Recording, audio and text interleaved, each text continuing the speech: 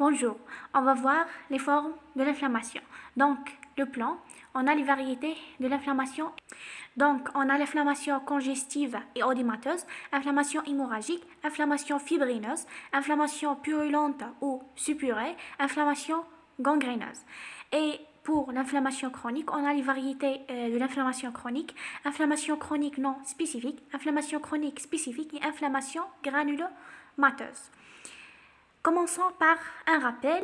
L'inflammation ou la réaction inflammatoire, c'est une réponse des tissus vivants vascularisés à une agression tissulaire.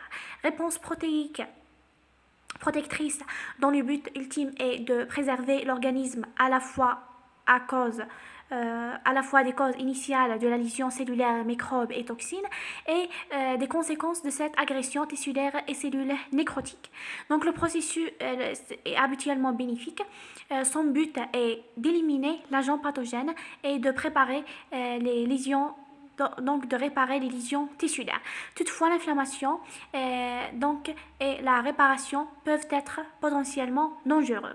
L'inflammation fait intervenir des cellules, des vaisseaux, des médiateurs chimiques et des des modifications de la matrice extracellulaire. Commençons par les formes d'inflammation.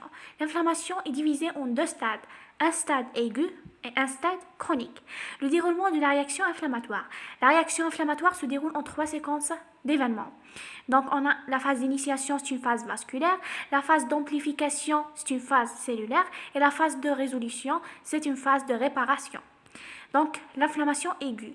Il s'agit d'une réponse immédiate et précoce à un agent agresseur. Donc, elle est d'installation brutale et caractérisée par des phénomènes vasculo-exsudatifs intenses. La lésion principale et parfois exclusive sont la congestion, l'œdème et l'afflux du polynucléaire dans les tissus conjonctifs ou dans une cavité séreuse. Ces lésions qui sont celles de la phase vasculo-sanguine de l'inflammation sont habituellement associées, mais l'une d'entre elles peut prédominer. La réaction inflammatoire schématique présente des variations qui sont liées à trois ordres des facteurs. Donc, un agent déclenchant la réaction inflammatoire, donc l'organe où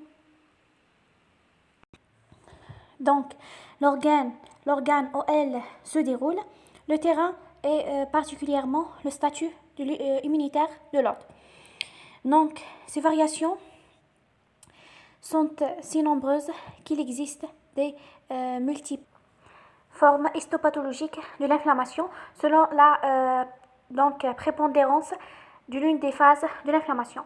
Donc, les variétés de l'inflammation aiguë. L'inflammation congestive et odymateuse. Elle est caractérisée par une vasodilatation intense et un exsudat particulièrement abondant. Le processus inflammatoire se résume à la congestion et à l'œdème. Donc, exemple, on a la congestion et tuméfication de la muqueuse nasale dans le rhume, brûlure de premier degré, donc la réaction d'hypersensibilité du type 1, œdème aigu du poumon au cours d'une infection virale.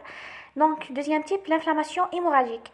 Extravasation des globules rouges, donc érythrodiyapèse, par augmentation exagérée de la perméabilité capillaire et altération des cellules endothéliales ou bien ulcération d'une muqueuse et de ses vaisseaux.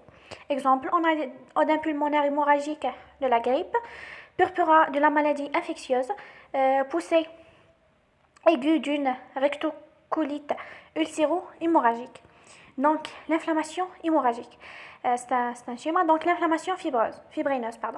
L'inflammation fibrineuse se produit à la suite de lésions plus graves, entraînant une plus grande perméabilité vasculaire qui permet à de grosses molécules comme la fibrinogène de passer la barrière endothéliale. Elle est caractérisée par un exsudat très riche en fibrinogène qui se coagule en un réseau de fibrine dans le foyer inflammatoire ou sa périphérie à la surface d'une ulcération ou d'une séreuse. Donc, l'inflammation fibrineuse toujours, l'aspect macroscopique est celui de filaments blanchâtres très fines ou épais, donc appelés aussi fausses membranes, souvent disposés à la surface d'une séreuse. Donc, histologiquement, la fibrine extravasculaire accumulée apparaît comme une treillis de filets éosinophiles ou parfois comme un coagulum amorphe dans les poumons. Donc, le dépôt de fibrine forme les membranes hyalines, tapisse l'intérieur des parois alvéolaires dans diverses pneumonies aiguës. L'infection purulente ou suppurée, elle est caractérisée par la présence massive des polynucléaires altères, donc sont les biocytes. L'inflammation suppurée est donc le plus souvent secondaire à une infection par des bactéries dites pyogènes, donc c'est le staphylocoque, les streptocoques et les pneumocoques, etc. Exemple, on a la méningite suppurée à pneumocoque, dépôt d'un liquide verdâtre prédominant sur le tronc cérébral. L'inflammation suppurée peut se rencontrer sous plusieurs formes, donc on a pustule, abcès, donc phlegmon ou emphysème, on va les voir. Donc l'abcès, l'inflammation suppurée localisée creuse une cavité dans un organe plein. Donc par exemple les abcès dentaires, du poumon, du foie, du cerveau. Donc cette nécrose survient sous l'influence des enzymes protéolytiques, des polynucléaires et surtout des élastases et des collagénases. La suppuration est donc collectée lorsque les liquéfaction du tissu nécrosé est achevée. On va voir donc la définition de phlegmon. C'est une suppuration diffuse, donc non circonscrite le long de gaines tendineuses ou dans le tissu conjonctif entre les aponevroses et entre les faisceaux musculaires des membres. Elle est due à une infection par des bactéries sécrètent une grande quantité des enzymes dégradant le tissu conjonctif, donc hyaluronidase et streptocoque hémolytique. Donc, les polynucléaires altères sont disséminés au sein des tissus. La nécrose tissulaire n'est que parcellaire, donc il n'y a pas de collection et on ne peut pas envisager donc un drainage par un acte chirurgical simple. De ce fait, la détersion est difficile à l'évolution vers la sclérose et la chronicité fréquente. Donc, l'opium, c'est une suppuration collectée dans une cavité naturelle, plèvre, pleurésie, péritoine, c'est péritonite, et trompe, c'est pyosalpinx. Donc, l'inflammation gangréneuse. La gangrène est caractérisée par une nécrose tissulaire extensive. La nécrose peut être due à l'action des germes anaérobies, c'est les Clostridium perfringens, donc par exemple, qui possèdent une puissante collagénase ou une ischémie. Les inflammations gangréneuses sont d'une extrême gravité, donc généralement l'altération de l'état général est sévère. Exemple, la cholécystite gangréneuse ou appendicite gangréneuse avec un risque important de perforation de ces organes et de péritonite. Donc, la gangrène gazeuse par surinfection d'une plaie par des germes anaérobies. L'inflammation thrombosante. Donc, inflammation s'accompagne du caillou dans les lumières vasculaires sanguines. Donc, septicémie avec thrombose des valves cardiaques, endocardite infectieuse, infarctus pulmonaire lié à l'oblitération des lumières vasculaires sanguines, donc artérielles, par des filaments myéline Donc, c'est mycélien. Aspergillose pulmonaire invasive. Donc, on a terminé avec l'inflammation chronique, aiguë, on va voir l'inflammation chronique. Définition. C'est une inflammation qui persiste ou s'aggrave indéfiniment.